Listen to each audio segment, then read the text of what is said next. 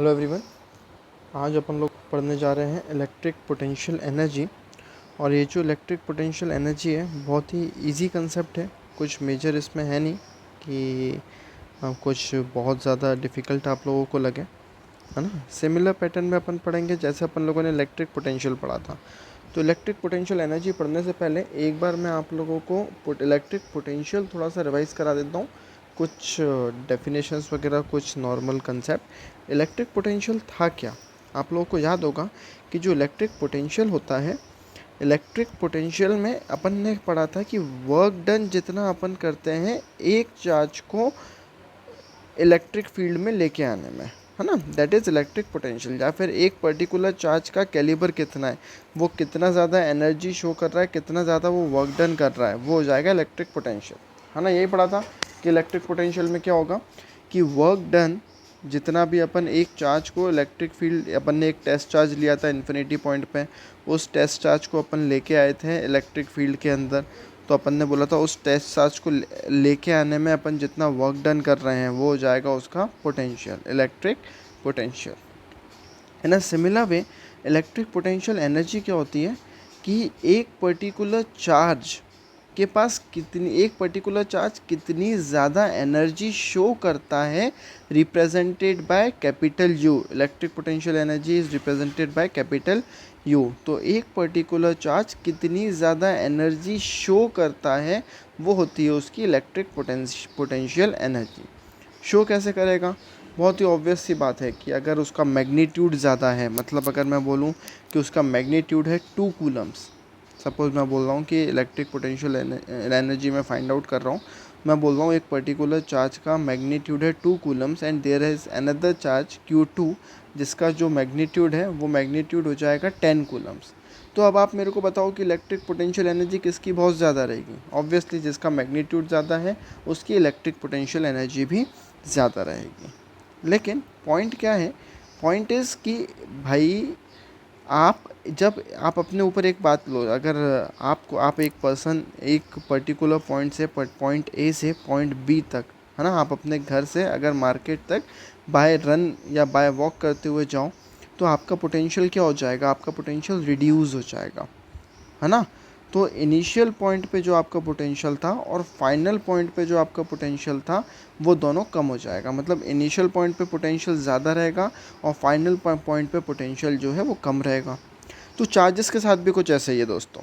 Charges के साथ क्या है कि जब चार्जेस इनिशियल पॉइंट से फाइनल पॉइंट जाते हैं तो जब इनिशियल पॉइंट पे जो उनका पोटेंशियल है, जो उनके पास एनर्जी है वो ज़्यादा रहेगी, और फाइनल पॉइंट पे उनका जो पोटेंशियल है, उनकी जो एनर्जी है वो क्या रहेगी, वो कम रहेगी, है ना। उनके साथ भी कुछ ऐसी सेम कंसेप्ट है। अपन पढ़ते हैं, आप लोगों के सामने एक स्क्रीन है, उसमें लिखा हुआ है when an electrostatic force acts between 2 और मोर charges within a system we can define an electric potential energy, है ना। मैं फिर से रिपीट कर रहा हूँ, when an electrostatic force acts between 2 or more charges, जब 2 और more charges के बीच में electrostatic force लग रहा है, whether it can be a force of repulsion, whether it can be force of attraction, electrostatic force के बारे में बात कर रहा हूँ मैं। We can define electric potential energy, है ना। तो जैसे कि मैंने बोला Q1 2 कूलम है, Q2 10 कूलम है, इनके बीच में फोर्स ऑफ रिपल्शन लग रहा है। तो ऑब्वियस सी बात है कि जो 2 कूलम वाला चार्ज है वो 10 कूलम चार्ज को डिस्प्लेस नहीं कर सकता, लेकिन जो 10 कूलम वाला चार्ज है वो 2 कूलम वाले चार्ज को डिस्प्लेस कर सकता है ना। तो when the system charges its configuration from some initial configuration to some final configuration, है ना। तो भाई होता क्या है कि आप जब इनिशियल पॉइंट से फाइनल पॉइंट पे जाते हो तो आपका जो चार्ज रहता है, उसकी जो कॉन्फ़िगरेशन रहती है, उसका जो मैग्नीट्यूड रहता है, उसमें कुछ ना कुछ चेंज आता है। And electric potential energy is denoted by U. तो जो चेंज आ रहा है that is represented by del U. तो क्या बोल रहा हूँ मैं कि change in electric potential energy is equals to minus of work done by electric field. Why it is minus? Because del u is equals to uf, मतलब final electric potential energy minus initial electric potential energy, है ना, will give you minus of work done by electric field. तो minus क्यों लगा, minus आप लोगों को पता है कि क्यों लगा, क्योंकि जो फाइनल पोटेंशियल एनर्जी रहेगी that will be less then initial potential energy. आप लोगों की भी बात करूं तो आप लोगों की पोटेंशियल एनर्जी मैक्सिमम रहेगी आपके घर पे। जब आप बाय वॉक जाओगे मार्केट तक, तो मार्केट पे आपकी पोटेंशियल एनर्जी कम हो जाएगी, है ना।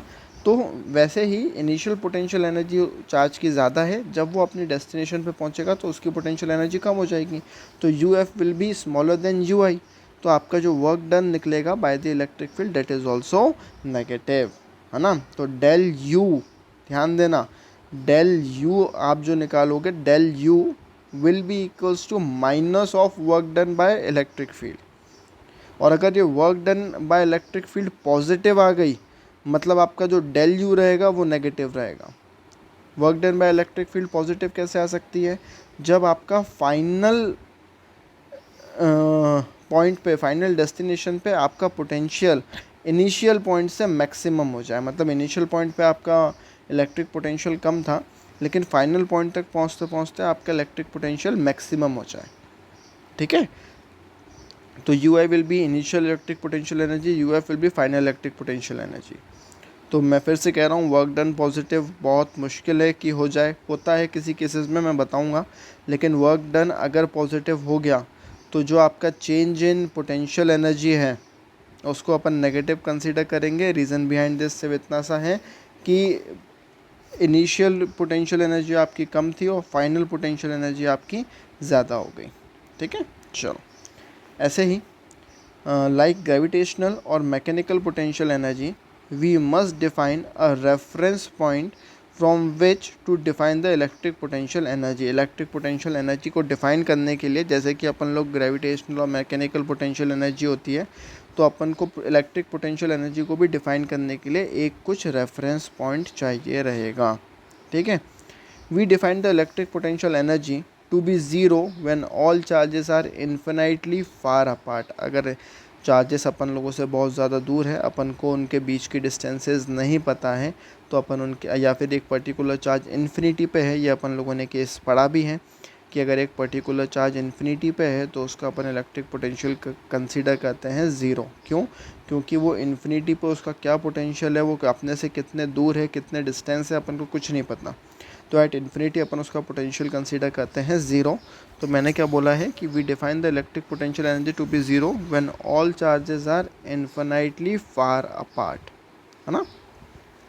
We can then write a simpler definition of the electric potential taking the initial potential energy to be zero. अगर जो चार्ज है अगर वो इन्फिनाइटली फार अपार्ट है तो अपन इनिशियल पोटेंशियल एनर्जी अपनी ज़ीरो कंसीडर करेंगे, और अगर ज़ीरो कंसीडर किया तो your del U will be equals to minus of work done, ठीक है।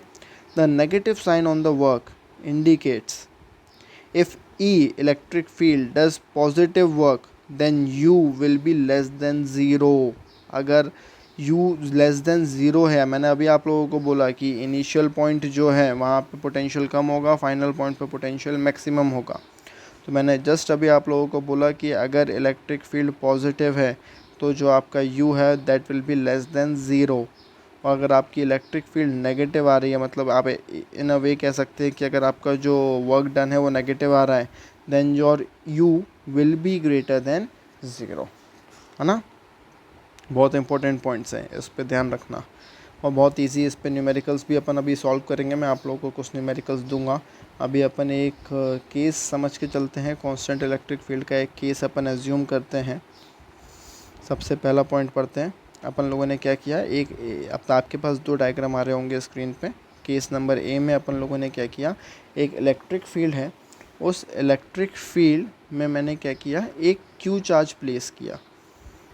उस इलेक्ट्रिक फील्ड में मैंने क्यू चार्ज आपका प्लेस किया, और जब मैं क्यू चार्ज प्लेस करूँगा तो वो कुछ डिस्टेंस ट्रेवल करेगा उस कांस्टेंट इलेक्ट्रिक फील्ड में। कुछ मूवमेंट, जो भी मूवमेंट वो शो करे, उस मूवमेंट में वो कुछ डिस्टेंस ट्रेवल करेगा, क्योंकि उस चार्ज को आपने इलेक्ट्रिक फील्ड में प्लेस किया है, और इलेक्ट्रिक फील्ड में अगर प्लेस किया है तो वो मूवमेंट तो शो करेगा ही करेगा, है ना। तो क्यू चार्ज ने कुछ डी मूवमेंट डी डिस्टेंस पे कुछ मूवमेंट शो करा, और हॉरिजॉन्टली मैंने उसको एक नॉर्मल लाइन ली, उससे वो थीटा एंगल पे उसने मूवमेंट शो किया, ठीक है, उसने थीटा एंगल पे कुछ मूवमेंट शो किया। तो अपन ने क्या हो गया, वर्क की डेफिनेशन आपको पता है कि what is work, F into S. तो यहाँ पे एस क्या है, डिस्टेंस डी, तो work done is equals to F into D vector. For a constant electric field the force is F is equals to Q into electric field. अपन इसकी value work done में रख देते हैं तो वर्क डन निकल आएगा। तो अपना वर्क डन क्या हो गया, Q E vector into D vector, और अपना कंपोनेंट हॉरिजॉन्टल ई, अपना जो इलेक्ट्रिक फील्ड है वो हॉरिजॉन्टली मूव कर रही है, अपना कंपोनेंट हो जाएगा हॉरिजॉन्टल कंपोनेंट, है ना। तो वर्क डन निकल आया Q E D cos theta. Theta की जो भी एंगल की आप वैल्यू है, अगर वो एंगल की वैल्यू अगर आप रख देंगे तो आपका क्या निकल आएगा, वर्क डन निकल आएगा। बहुत इजी था। और अगर इसी में जैसे कि अगर डिस्प्लेसमेंट हो रहा है इलेक्ट्रिक फील्ड के अपोजिट, तो थीटा हो गया आपका 180 डिग्री, जो आपका केस बी दिखाया गया है ना। तो कहने का मतलब जो भी आपका एंगल रहेगा उसी के बेसिस पे आप क्या निकाल सकते हो, उसका वर्क डन निकाल सकते हो, है ना। चलो, इसमें कुछ स्पेशल केसेस भी होते हैं कि जब आप एक पर्टिकुलर इलेक्ट्रिक फील्ड में क्यू को प्लेस कर रहे हैं और वो जो क्यू है वो सेम एंगल पे मूव कर रहा है, इलेक्ट्रिक फील्ड लाइंस के साथ ही मूव कर रहा है, लेकिन उसके डायरेक्शंस एक बार similar to the electric field है, मतलब जिस डायरेक्शन में इलेक्ट्रिक फील्ड है उसी डायरेक्शन में क्यू भी मूव करेगा, और दूसरा जिस डायरेक्शन में इलेक्ट्रिक फील्ड है उसके अपोजिट डायरेक्शन में क्यू मूव करेगा, लेकिन एंगल जो है वो सेम रहेगा। ठीक है, एंगल में कोई भी चेंज नहीं आएगा। तो if the displacement is in the same direction as the electric field, तो वो Q E D cos zero हो जाएगा। तो your del U will be minus of Q E D, है ना। अपन लोगों ने पढ़ा है कि अगर वर्क डन जो है मतलब वो पॉजिटिव रहा तो आपका change in electric potential energy will be negative, और change in electric potential energy अगर नेगेटिव है तो आपका वर्क डन पॉजिटिव है। ठीक है, तो डेल यू क्या आ गया, minus of Q E D. ठीक है, कब होगा, जब सेम डायरेक्शन में वर्कआउट हो रहा है। अ positive charge loses potential energy when it moves in the direction of electric field, और जब वो इलेक्ट्रिक फील्ड के साथ मूव करने लग जाता है तो वो खुद की पोटेंशियल एनर्जी पूरी तरीके से लूज कर देता है। Getting my point? Okay. If the displacement is in the direction opposite to the electric field, अगर जो चार्ज क्यू है अगर वो अपोजिट डायरेक्शन में मूव कर रहा है इलेक्ट्रिक फील्ड के, है ना, तो ये क्या हो गया, work done is equals opposite direction में मूव कर रहा है तो work done will be equals to minus Q E D, और डेल्टा यू क्या हो गया, फिर पॉजिटिव हो गया, तो delta U will be equals to Q E D, है ना। A positive charge gains potential energy when it moves in the direction opposite to the electric field, अगर पॉजिटिव चार्ज जिसको आपने इलेक्ट्रिक फील्ड में place किया है अगर वो इलेक्ट्रिक फील्ड के अपोजिट डायरेक्शन में मूव कर रहा है देन वो पोटेंशियल एनर्जी गेन करेगा, और अगर इलेक्ट्रिक फील्ड के सिमिलर डायरेक्शन में मूव कर रहा है देन वो पोटेंशियल एनर्जी लूज़ करेगा। ठीक है, और इस केस में क्या था, इस वाले केसेस ये वाले केस में क्या हुआ था कि आपका जो क्यू चार्ज है वो पर्टिकुलर एंगल पे डिस्प्लेस हुआ था, तो वो अपन ने Q E D cos theta से वो पर्टिकुलर एंगल फाइंड आउट कर लिया था, और कॉस थीटा में थीटा आपको गिवन रहेगा कि किस एंगल पे क्यू चार्ज जो है वो मूव किया है। उस तरीके से आप कुछ न्यूमेरिकल सॉल्व कर सकते हैं। इसके नोट्स और इसके कुछ न्यूमेरिकल्स मैं आप लोगों को सेंड करूँगा, तो प्रैक्टिस कर लेना। न्यूमेरिकल्स पॉइंट ऑफ व्यू से थोड़ा सा इंपॉर्टेंट टॉपिक है ये, बाकी टॉपिक बहुत इजी है, मेजर टॉपिक में कुछ भी नहीं है ना। तो टॉपिक जल्दी से कवर करके मेरे को फीडबैक दीजिएगा बहुत जल्दी। Thank you.